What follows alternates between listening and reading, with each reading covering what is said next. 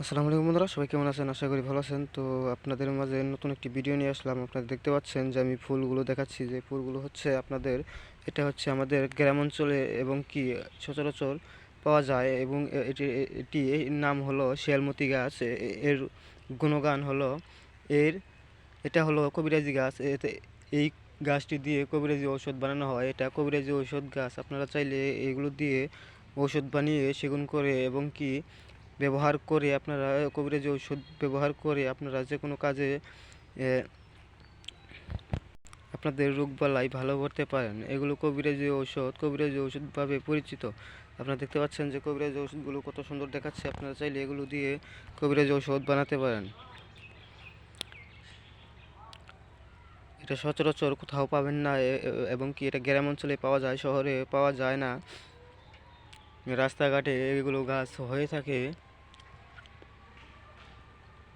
আপনারা দেখতে পাচ্ছেন যে বন্ধুরা,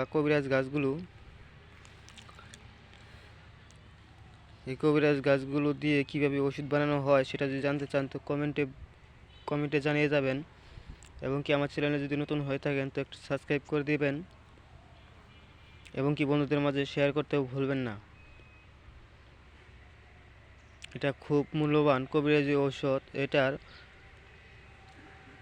দিয়ে আপনারা কবিরাজি ঔষধ তৈরি করতে পারেন। ধন্যবাদ। আমার কমেন্ট বক্সে জানাবেন যে ভিডিওটা কেমন হলো।